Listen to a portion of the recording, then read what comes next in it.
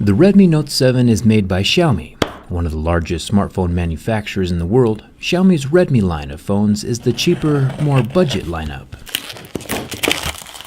and has not always survived my durability test. The Redmi Note 3 failed catastrophically, but the Note 5 with its metal back survived just fine. Today we're here with the Redmi Note 7 to see how well Xiaomi's newest phone holds up under a bit of pressure. Let's get started.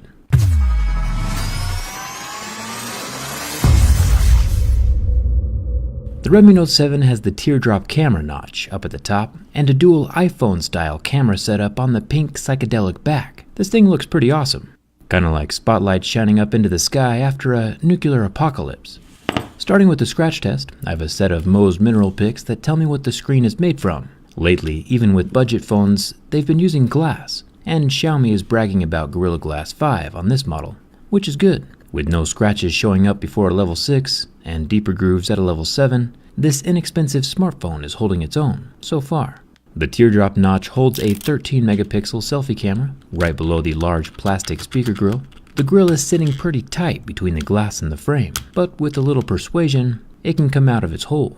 Not a deal breaker, of course, but just something worth knowing. All things fall apart with time, and some just quicker than others, which is why we're here checking smartphone build quality in the first place. Something interesting with the Redmi Note 7 is that the dual SIM card tray is made from plastic.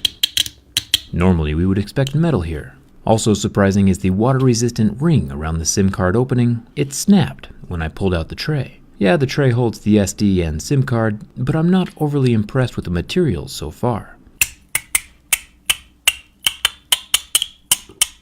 It looks like plastic is the theme of the Redmi Note 7 this time around, with the entire side panel made from painted plastic. Plastic is not a bad thing, of course. It's softer than metal, but also much cheaper to manufacture, and low cost is definitely what Xiaomi is after for this line of phones.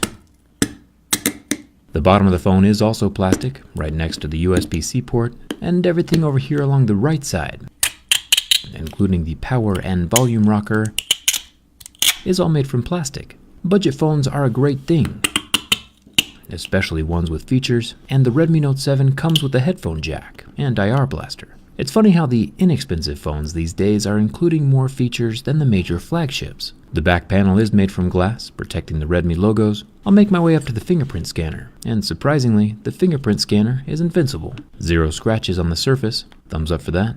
Cameras are important on any smartphone. The flash is protected under the rear glass, and the dual cameras include a 48 megapixel main camera with a 5 megapixel depth sensor, both protected with glass and unaffected by my razor. While this phone is an inexpensive budget phone, usually costing around $200 or so, it's using a large 6.3-inch IPS display that's both larger and more pixel dense than Apple's budget iPhone XR. The XR is using the same LCD technology, but costs 4 times as much, and the iPhone has 83 less pixels per inch. That's embarrassing. The Redmi Note 7 lasted 9 seconds with the burn test, but then completely recovered, with all its pixels turning back on after the heat was removed. The ultimate test of structural durability is the bend test. With the plastic frame on the Redmi Note 7, I have my doubts about its strength. The first bend shows some massive flex on both the frame and the screen, but no shattering, cracking, or breaking. I do always bend the phones from both sides though. And with the reverse flex, we get 2 cracks in the plastic frame, one next to the power button and one along the SIM card tray. The phone is still alive, not too shabby. The Note 7 can definitely handle some abuse and still keep kicking.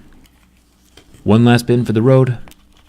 And without the structural support along both cracked side rails, the screen is unable to survive. The LCD cracks underneath the glass surface, rendering the display useless, and the touch sensitivity fails completely. It's not a good day for the Redmi Note 7. This is not the first Xiaomi phone to fail my durability test. This Note 7 will join the Note 3 and the Mi 5 on my shelf of shame. It did put up a good fight though, and with the extremely fair price point it has, I won't be dragging it through the mud. But we still should figure out why it broke. And for those secrets, we have to go inside. The back panel is built like most glass-backed phones. A little bit of adhesive holding it to the outside of the plastic frame.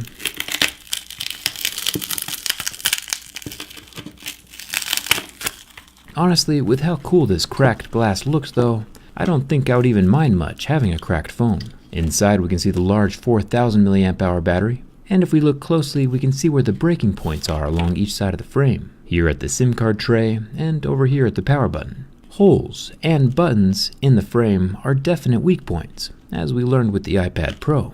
Looking closer at the frame, we can see that it's not entirely made from plastic. The plastic is molded into a cheap, porous metal with little dovetail joints, but the weak spot near the power button in the frame has no metal supports behind it. And the metal over here near the SIM card tray has just chipped its brittle self clean out of the frame. Xiaomi was able to keep the Redmi Note 7 price low by using more plastic instead of metal, which looks cool, but unfortunately allowed itself to flex into oblivion. It definitely looked beautiful while doing so though. Obviously I just put this phone through a lot of abuse, because that's what I do. Most phones end up surviving. In normal everyday situations, with a good case on your phone, you won't have anything to worry about. But cell phones are the most abused pieces of technology on the planet, and it's good to know what to watch out for, and what your phone is made of before you buy it, so you can be careful and protect it where it's needed. Huge thumbs up to Xiaomi for the solid specs and fair pricing though. Just next time we might need a bit more metal and structure inside. Hit that subscribe button if you haven't already, and coming out with me on Twitter. Thanks a ton for watching. I'll see you around.